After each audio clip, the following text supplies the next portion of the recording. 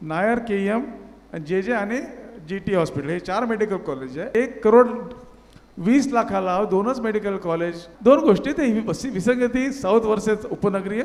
मंगेश पाडगावकरांनी म्हटलं आहे की कोणाचं प्रेम असं तराजू तोलू नये आणि एवढी मोठी मोठी माणसं बाजूला असताना आपल्यासारख्या लहानाने बोलू नये. पण आरोग्य म्हणजे माझा विषय आहे. BMC मध्ये मी कमीत कमी 14 वर्ष काम केलं साहेब, असोसिएट प्रोफेसर म्हणून. आणि JJ मध्ये मी 7 वर्ष कार्डिओलॉजिस्ट म्हणून काम केलं आहे. त्यामुळे आरोग्याला मी जवळून पाहिलं, BMCच्या आणि JJच्या पण. आणि आता मी खूप प्रायव्हेट प्रॅक्टिस करतो. सरांच्याच बाजूला माझं क्लिनिक आणि हॉस्पिटल आहे. त्यामुळे काही प्रश्न सरांना विचारायच्या आधी आपण, कारण आजचा टॉपिक आहे मुंबई काल, आज आणि उद्या. राईट? उद्या तुमच्या हातात आहे ती. कॉंग्रॅच्युलेशन आत्तापासूनच. पण जेव्हा आपण मागे बघतो आपण, मुंबईची लोकसंख्या जवळपास 2 करोड असते आहे ना. त्यात फ्लोटिंग पकडलं. त्यातलं साऊथ मुंबई म्हणजे आपण मुंबई जिल्हा म्हणतो आणि उपनगरीय जिल्हा म्हणतो. राईट? साऊथ बॉम्बे किंवा मुंबई जिल्हा, त्याची लोकसंख्या किती आहे? 2011 प्रमाणे 30 लाख. आता नेक्स्ट 14 वर्ष समजा 40 लाख झाली असेल. आणि उपनगरीय मुंबई जिल्हा म्हणतो, त्याची लोकसंख्या 2011ला होती. आता ती 1,20,00,000 झाली असावी असा अंदाज आहे. म्हणजे टोटल 1,60,00,000 आणि 30-40 लाखाचा फ्लोटिंग क्राऊड. कारण दररोज मनुष्य बाहेरच्या सभागृहातून येतो, काम करतो, पण तिथे त्याला काही झालं तर मुंबईलाच ते करतो. तर साऊथ बॉम्बे आणि उपनगरीमध्ये एवढी विसंगती आहे साहेब की साऊथ बॉम्बेमध्ये 1, 2, 3, 4 मेडिकल कॉलेज आहे आणि 2 डेंटल कॉलेज आहेत. नायर केएम JJ आणि GT हॉस्पिटल हे 4 मेडिकल कॉलेज आहे आणि 2 नायर कॉलेज आणि गव्हर्नमेंट डेंटल कॉलेज हे 6 मेडिकल कॉलेज आहे. आणि ज्याची लोकसंख्या 40 लाखच फक्त आहे. आणि इकडे उपनगरीमध्ये 1,20,00,000 लोक असताना फक्त 1 मेडिकल कॉलेज सायनला आहे आणि 5 वर्षापूर्वी कुपर झालं आपलं. 2च मेडिकल कॉलेज आहे. म्हणजे ही खूप विसंगती नाही का? म्हणजे आधीच्या राज्यकर्त्यांनी किंवा आधीच्या, मी राजकारणी नाही बोलत, मी जे बघतोय डोळ्यासमोर ते बोलतो आहे. तर या विसंगतीला म्हणजे 1,20,00,000ला 2च मेडिकल कॉलेज आणि या 40 लाखांना 6 मेडिकल कॉलेज मिळणं, ही विसंगती आपण दूर करायला नाही पाहिजे का? हा माझा पहिला प्रश्न. उत्तर देणार की मी दुसरा प्रश्न विचारून मग सोबत उत्तर देऊया? सोबत.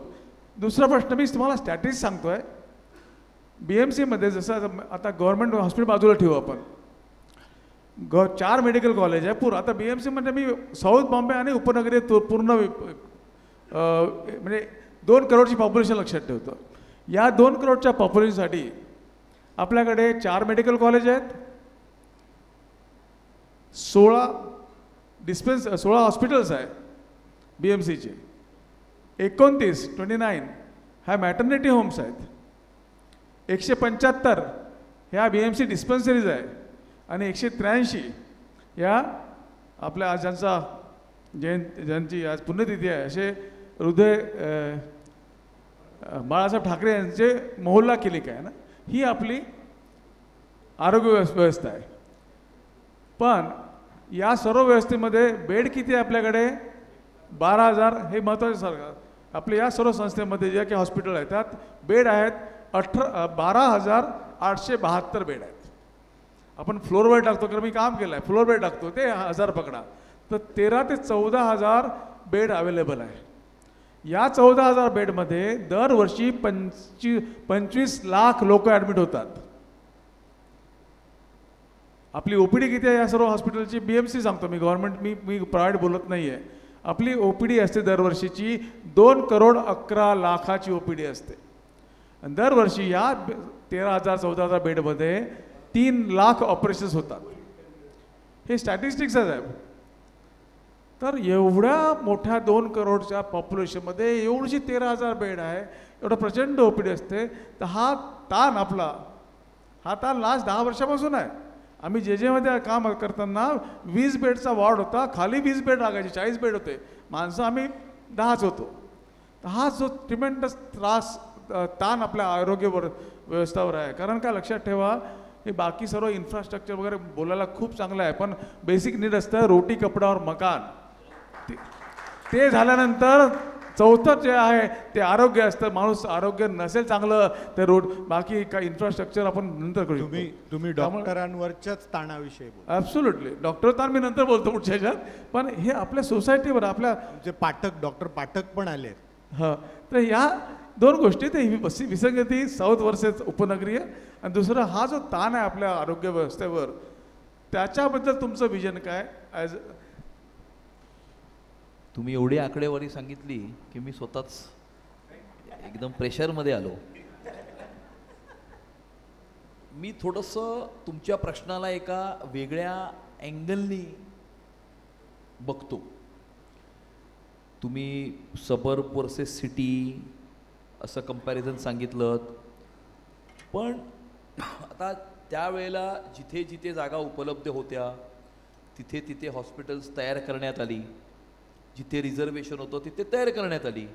आता कालांतराने मोठं पॉप्युलेशन हे सबर्बला शिफ्ट झालं, पॉप्युलेशन वाढलं, त्यामुळे सबर्ब आणि सिटीच्या पॉप्युलेशनमध्ये, परंतु बोरिवलीचा माणूस हाही जेजेला येऊ शकतो, असं काही येऊ शकत नाही असं नाही, की we are treating Mumbai as a city in totality. आणि सबर्बमध्ये किती, सिटीमध्ये किती, याचा काही फार आपण असा त्या अँगलने विचार करत नाही. परंतु आपण जे म्हणालात की रोटी कपडा मकान आणि त्याच्यानंतर आरोग्य, हे खरंच खूप महत्त्वाचं आहे. माझं विजन काय? माझं हेच विजन आहे की जशा प्रकारची ट्रीटमेंट आपल्याला कुठल्याही प्रायव्हेट हॉस्पिटलमध्ये मिळते, जशा प्रकारचं इन्फ्रास्ट्रक्चर आपल्याला कुठल्याही प्रायव्हेट हॉस्पिटलमध्ये मिळतं, तशाच प्रकारची ट्रीटमेंट आणि इन्फ्रास्ट्रक्चर हे महानगरपालिकेच्या इस्पितळांमध्ये सुद्धा मिळालं पाहिजे. हे आमचं विजन आहे. ते होऊ शकतं का? ते डेफिनेटली होऊ शकतं, आणि त्याचा तुम्हीच आम्हाला अभ्यास करून सांगा. म्हणजे मी परवाच KEM हॉस्पिटलचे एक मीटिंग होती, DMC हेल्थला एक प्रश्न विचारला की जे हॉस्पिटल सीट किती, बेड किती, म्हणाले 1650. जे KEM सॉरी 1650. 1650 बेडचं हॉस्पिटल मेंटेन करायला ॲन्युअल खर्च किती येतो? तर काय 500 कोटी 600 कोटी 700 कोटी. हा जो खर्च आहे किंवा हा जो रेशिओ आहे, हा कुठल्याही प्रायव्हेट हॉस्पिटलचा किती असतो हे बघावं लागेल. पॉइंट इज की महानगरपालिकेकडे पैसे नाहीत असं नाही. महानगरपालिका पैसे खूप खर्च करते. मी कुपर हॉस्पिटलला एकदा मीटिंग घेतली, तिकडची सुरक्षा व्यवस्था चांगली नाही. मी विचारलं किती पगार देता तुम्ही वॉचमनला? 30,000 रुपये. 30,000 रुपयामध्ये बाउन्सर येतो. बाउन्सरचा मुंबईत हाच रेट आहे ना, 1,000-1,200 रुपये दिवसाला एका शिफ्टचे. मग 30,000 रुपये एका माणसाला तुम्ही पगार देता. मग ही स्थिती का? म्हणजे काय? अगेन मी परत त्याच विषयाकडे येतो पुन्हा. इंटेंट, प्रामाणिकता, ट्रान्सपरन्सी हे नाहीये किंवा हे नव्हतं. कसं आहे, 30,000 रुपये त्या वॉचमनच्या नावाने घेतात, त्या वॉचमनला देतात 12 की 14,000 रुपये. बाकीचे 15,000 रुपये जे जातात ना हवेमध्ये वेगवेगळ्या टेबलवरती, ते जर थांबले आणि त्या 20,000 रुपये वॉचमनच्या मागे जरी खर्च केले तरी आपल्याला चांगली सुरक्षा व्यवस्था मिळू शकते. दुसरा मुद्दा की कुठल्याही महानगरपालिकेच्या इस्पितळामध्ये आपण समजा कॅज्युअल्टीमध्ये गेलो, फर्स्ट इम्प्रेशन काय? फर्स्ट इम्प्रेशन पहिलं आपलं इंटरॅक्शन कोणाशी होतं? तर तिकडच्या वॉचमनशी होतं, त्याच्यानंतर नर्सशी होतं, नंतर OPD मध्ये असलेल्या डॉक्टरशी होतं. हे आपल्याशी कसे वागतात याच्यावरती आपण आपली महानगरपालिकेच्या त्या हॉस्पिटलबद्दलचं एक मत आपल्या मनामध्ये निर्माण करू शकतो. तेवढं तर सुधारा. तो गरीब माणूस आलाय म्हणून त्याला कसंही ट्रीट करणार. आता हे सांगितल्यानंतर कुपर हॉस्पिटलमध्ये त्यांनी सॉफ्ट स्किल्सचं ट्रेनिंग चालू केलं 1 महिन्यापूर्वी. फ्रंटलाईन स्टाफला सॉफ्ट स्किल्स आणि बिहेवियरल ट्रेनिंग त्यांनी चालू केलं. हे गरज आहे. काय? बेसिक स्वच्छता. तुम्ही एखाद्या ग्लोबल फोर्टिस किंवा अंबानी किंवा नानावटी हॉस्पिटलचं टॉयलेट बघा आणि मुंबई महानगरपालिकेच्या इस्पितळातलं टॉयलेट बघा. काय रॉकेट सायन्स आहे टॉयलेट साफ ठेवणं? हे काय रॉकेट सायन्स आहे? नाही आहे. पण नाही ठेवत का? इंटेंट नाही आहे, इच्छाशक्ती नाही आहे, प्रामाणिकता नाही आहे.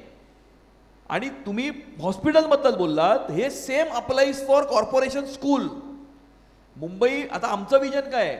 आमचं विजन हे आहे की जशा इंटरनॅशनल स्कूलमध्ये फॅसिलिटी असते तशा प्रकारची फॅसिलिटी आमच्या मुंबई महानगरपालिकेच्या मुलांना मिळाली पाहिजे. आणि हे आम्ही पहिला पायलट प्रोजेक्ट करतोय. जुहूला एक गांधीग्राम म्युन्सिपल स्कूल आहे, ती आता नवीन तयार होते. आता आम्ही त्याच एरियामध्ये असलेल्या एका दुसऱ्या इंटरनॅशनल स्कूलमध्ये एक टीम गेली. त्यांनी तिकडचं इन्फ्रास्ट्रक्चर स्टडी केलं, कशा प्रकारचे बेंच आहेत, कशा प्रकारची बाकडं आहेत, चेअर्स आहेत, स्क्रीन आहे, हे प्रोजेक्टर आहे. आम्ही कॉर्पोरेशनला सांगितलं, म्हटलं हे बघायचं आणि हे असंच आणून द्यायचं गांधीग्राम शाळेमध्ये BMCच्या. आणि आहे त्यांच्याकडे, देऊ शकतात ते. सगळ्यासाठी बजेट असतं साहेब, इंटेंट नसतो. इंटेंट नसतो तो. आणि तो इंटेंट कसा येतो, छडी घेऊन उभा एकदा आला ना वरती, कोणी बसला ना डोक्यावर, की तीच यंत्रणा 2014च्या आधी तीच ब्युरोक्रेसी होती सेंट्रल गव्हर्नमेंटची, आणि 2014च्या नंतर तीच ब्युरोक्रेसी आहे. आधी वेगळं काम करायचे, आता वेगळं काम करतात. का? ब्युरोक्रेसी बघत असते माझा पॉलिटिकल मास्टर काय आहे, त्याचं इंटेन्शन काय आहे. तो खाने दो है तो हम भी खाते चलो. बट त्याला जर खरं काम करायचं आहे, असं आहे देवेंद्रजींनी त्याच ब्युरोक्रेसीच्याकडनं काम करून घेतलं ना. तीच ब्युरोक्रेसी होती, तेच अधिकारी होते, तीच सिस्टम होती. मग 10 वर्षात मेट्रो झाली, कोस्टल रोड झाला, अटल सेतू पण झाला, इंटरनॅशनल एअरपोर्ट पण झालं, CCTV कॅमेरा पण लागले, BDD चाळ पण झाली, अभ्युदयनगर पण झालं, म्हाडा पण झालं. 10 वर्षात झालं. का? इंटेंट. त्यामुळे इकडच्या पॅनलवरती बसलेल्या सगळ्यांनी विचारलेल्या प्रश्नाचं एकच उत्तर आहे, एका वाक्यात नाही, एका शब्दात देतो.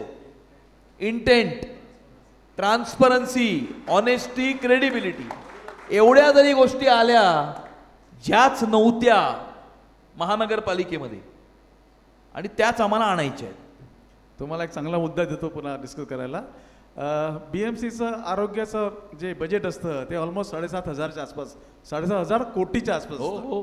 त्यातलं 5,500च्या आसपास 5,500 कोटी हे वर्किंग कॅपिटल म्हणजे ऑपरेशनल असतं, आणि 2,000 ते 2,500 कोटी हे इन्फ्रास्ट्रक्चर असतं. म्हणजे फॉर एक्झाम्पल लास्ट 10 वर्षात दर वर्षाला आपल्याला 2,000 कोटी आपल्या इन्फ्रास्ट्रक्चरवर, पण ते कुठं दिसत नाही. 2,000 कोटी पर इयरमध्ये दरवर्षी एखादं मोठं हॉस्पिटल यायला पाहिजे. बरोबर आहे ना?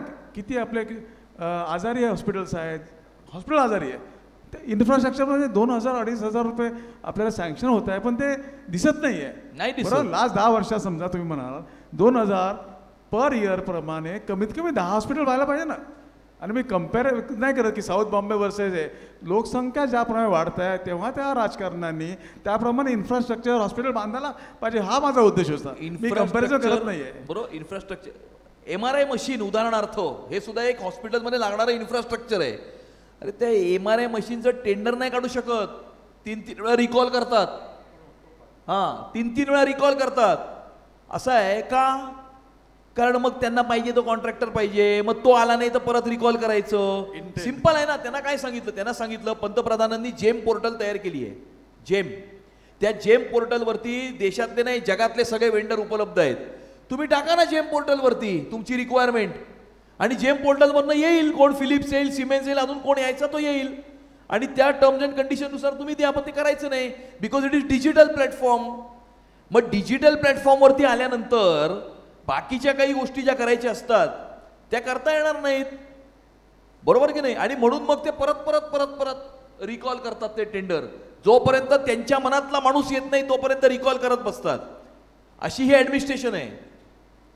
आणि त्यामुळे हेच आपल्याला बदलायचं आहे, हेच बदलायचं आहे. त्यामुळे इन्फ्रास्ट्रक्चरवरती खर्च होतो हा दिसत नाही आपल्याला. पैसे खूप खर्च करतात, कॉर्पोरेशनकडे पैसे आहेत, पण त्याचा उपयोग, सदुपयोग त्या पैशाचा होत नाही. लिकेजेस सिस्टममध्ये खूप असतात. ते लिकेजेस प्लग केल्याच्या नंतर तुम्ही सांगता रे सगळे प्रॉब्लेम सॉल्व्ह होते.